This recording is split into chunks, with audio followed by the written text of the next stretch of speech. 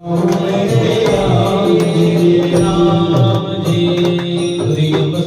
अयोध्या में होने वाले श्री राम मंदिर की प्राण प्रतिष्ठा कार्यक्रम को लेकर जहां अयोध्या में तैयारियां तेजी से चल रही हैं, वहीं प्रदेश के सभी जिलों में जश्न का माहौल है। लखनऊ में आज व्यापारी संगठन के नेता अमरनाथ मिश्रा ने लखनऊ में कल होने वाले जश्न की तैयारी के साथ आज खास पूजा अर्चना की। इस अवसर पर उन्होंने मनकामेश्वर मंदिर की महंत दिव्या गिरी समेत कई महंत भी शामिल हुए। इस अवसर पर अमरनाथ मिश्रा ने कहा कि देश में कल से रामराज की स्थापना होगी और देश नई ऊंचाइयों को छुएगा। वहीं मनकामेश्वर मंदिर की महंत दिव्या गिरी ने कहा कि भगवान राम हम लोगों के साथ हमेशा रहते हैं। उन्होंने कहा कि कल अभिषेक का दिन है। भगवान राम हमारे साथ जन्म से लेकर मृत्यु तक रहते हैं। मैं बहुत उल्लास के साथ पूरा मनाया जा रहा है, कैसे देखते, क्या कहना चाहेंगे? आज का आयोजन तो खैर हमारे भाई अमरनाथ मिश्रा जी के गृह पे आयोजित है। वैसे तो हम लोग काफ़ी समय से 3 हफ्ते से हर जगह जो छोटे छोटे आयोजन होते हैं उनके माध्यम से भी हर व्यक्ति उल्लासित है। और जो आस्था थी, वैसे तो सबके अंदर आस्था थी, मगर जो निखर के अब आई है तो शायद इतने बड़े जो एक धार्मिक त्योहार कहें, जो कल का दिन होगा 22 जनवरी, वैसे वो यूँ कहें कि वो अभिषेक का दिन है कल के भारत का, तो कोई अतिशयोक्ति नहीं होगी, क्योंकि जन्म से लेकर मरण तक हम भगवान राम को ही मानते हैं, बोलते हैं और उनके अपने व्यक्तित्व में उतारते हैं। निसंदेह एक ऐसे हमारे इष्ट जो हमारे हर 24 घंटे में जो हमारे आसपास रहते हैं वो भगवान राम हैं। तो भगवान का नाम लेने से तो हमारा आत्म कल्याण होता ही। अगर भगवान के हम काम यूं ही करते रहेंगे तो शायद जगत का कल्याण करने में भी एक मानव सहयोगी होगा। और उनका जन्म भी ये दर्शाता है कि मानव मात्र का व्यक्तित्व कैसे होना चाहिए। हर कुछ आप किसी भी क्षेत्र में हो, सब कुछ सीखने के लिए भगवान राम के पास में है।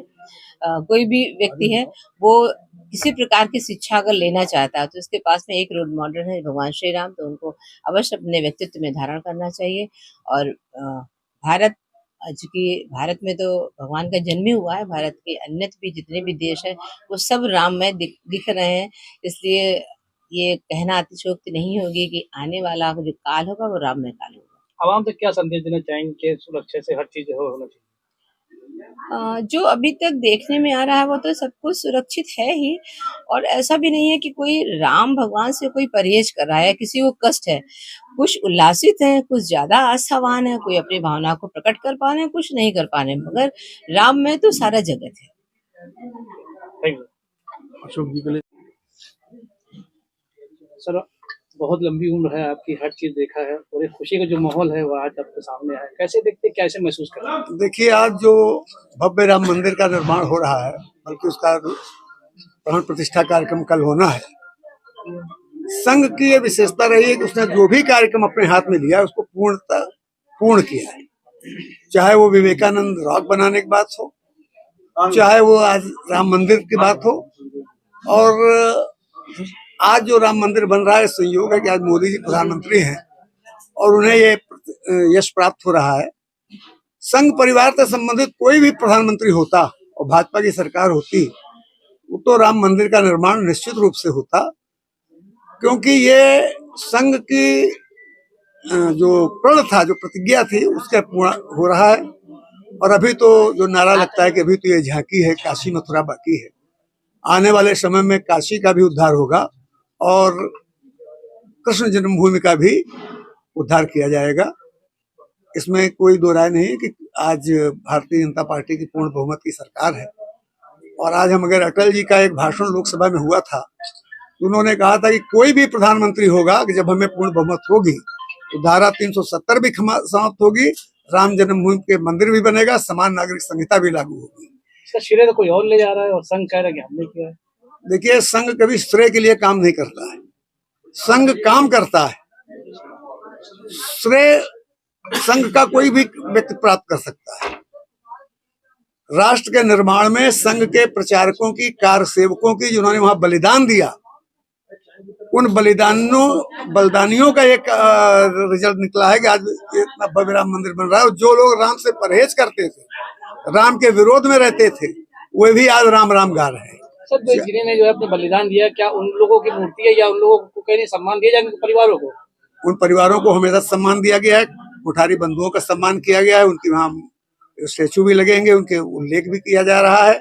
सब जगह बलिदान जिन लोगों ने किया है, जिन्होंने भूमि तैयार की है, उनका महत्व है और उन्हीं के द्वारा आज ये उनके बलिदानों का कर्व है कि आज हम सब लोग, अब ये तो हमेशा हुआ है कि पेड़ कोई लगाता है, फल कोई खाता है।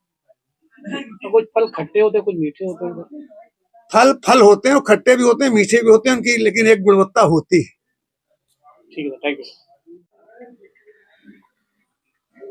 अशोक जी, जो लोग इंतजार कर रहे थे रामलला का, वो जो है सब करीब आ चुका है और अब बीजेपी ने बहुत मेहनत करी इसके लिए। कैसे देखते हैं, क्या कहना चाहेंगे? देखिए, आज जो रामोत्सव का आयोजन भाई अमरनाथ मिश्र जी ने किया, दिव्य रूप से, निश्चित रूप से आज जन जन, और मैं समझता हूँ 140 करोड़ देशवासी जिस तरीके से मंदिर की प्राण प्रतिष्ठा को लेकर के, और एक बात ये सनातन धर्म का एक पुनर्जागरण के रूप में सारा देश इसको ले रहा है, और आज जो सांस्कृतिक भावना, आध्यात्मिक भाव लोगों के मन में पैदा हुआ है कि राम जी के मंदिर का जो पुनर्निर्माण नहीं हो रहा है, बल्कि देश में एक सांस्कृतिक पुनर्जागरण हो रहा है, और देश का जन जन, और केवल देश की सीमाओं के पार तमाम विदेशों में जहां भारतीय बसे हुए हैं, वहां भगवान राम का ये एक तरीके से इतने धूमधाम के साथ मनाया जा रहा है। इससे देश में एक नई सांस्कृतिक चेतना पैदा हुई है, और मैं इसके लिए देश के यशस्वी प्रधानमंत्री माननीय मोदी जी का, जिन्होंने मंदिर के निर्माण से लेकर के और मंदिर का जब कल लोकार्पण होगा तब तक जिस तन्मयता के साथ और जिस एक एक चीज की चिंता करते हुए इतने भव्य मंदिर के निर्माण में जो भूमिका का निर्वहन किया है, आज हर भारतवासी उनके इस कृत्य के लिए उनकी सराहना करता है।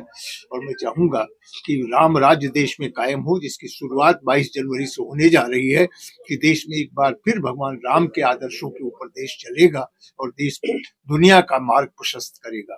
जन जन से क्या अपील करना चाहेंगे आप? मैं जन जन से यही कि रामोत्सव को जन जन धूमधाम से मनाए। भगवान राम हमारी आस्था ही नहीं, हमारे जीवन का एक दर्शन है, जीवन दर्शन है। भारतीय जीवन दर्शन बिना राम के अधूरा है, तो उसके ऊपर चलने का, उन संस्कारों को ग्रहण करने का, ताकि भारतीय संस्कृति जो जानी जाती थी सारी दुनिया में, उन भगवान राम के संस्कारों को लेकर एक बार फिर नई पीढ़ी उससे उन आदर्शों पर चलने का प्रयास करें, यही मेरा निवेदन। ठीक है, थैंक यू। सब दुल्हन की तरह सब उत्तर प्रदेश क्या पूरी दुनिया सजाया जा रहा है, मंदिर को लेकर काफी जो है लास्ट जो दिखाया जा रहा है वो बहुत अहम होता है। आज भी अपने घर पे आपने जो है पूजा रखी, कैसे देखते, क्या कहना चाहेंगे?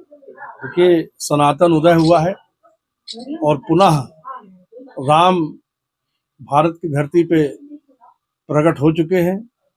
मंदिर जो बना है ये राष्ट्र मंदिर है राम का, और आज जो हमारे यहाँ राम उत्सव हुआ है, बड़े सौभाग्य की बात है कि मनकामेश्वर मंदिर की श्री महंत दिव्यागिरी जी और नीलकंठेश्वर महादेव मंदिर के महंत श्री सिद्धेश्वरानंद गिरी जी महाराज और हमारे श्री अशोक वाजपेयी जी राज्यसभा सदस्य और संघ प्रचारक समाज सेवी के शुक्ला जी, श्याम मिश्रा जी, विवेकानंद पांडे जी, अन्य जितने लोग हैं हमारे परिवार के सदस्यों ने सबने मिलकर के राम उत्सव मनाया है। और ऐसा हमें लग रहा है कि कल के बाद पूरी तरीके से भारत में राम राज्य की स्थापना की ओर हम बढ़ गए हैं और भारत जल्दी विश्व गुरु बनेगा। ऐसी संतों महंतों का जो हमारे यहाँ कृतित्व और कर्तव्य है और जो धर्म परायणता के साथ काम कर रहे हैं, जो हम लोगों को मार्गदर्शन देते हैं, उससे भारत विश्व गुरु जल्दी बनेगा।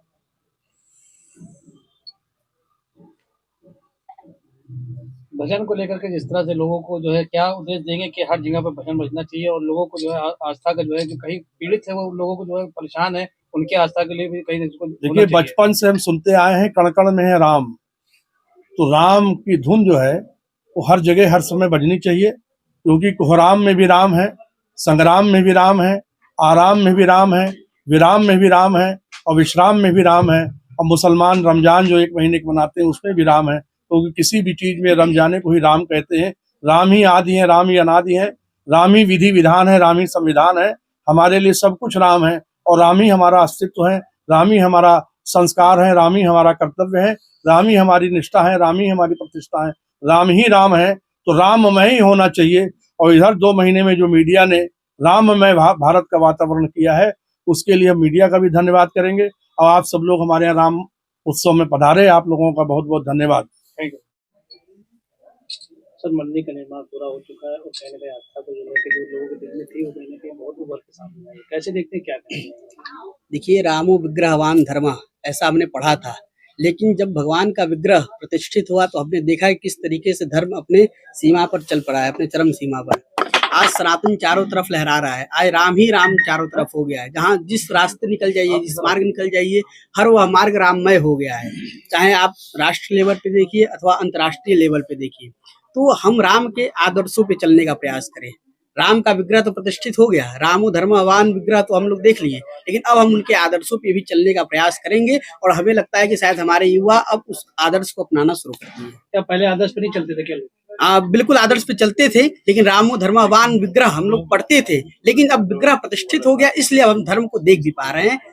हम राम की बात करें और राम कहीं ना कहीं जो किताबों में और जो संस्कृतों में आता था, संस्कृत कहीं कहीं लिप्त होते जाइए। क्या आप उन बच्चों से अपील करेंगे संस्कृत को सीखने की कोशिश करें?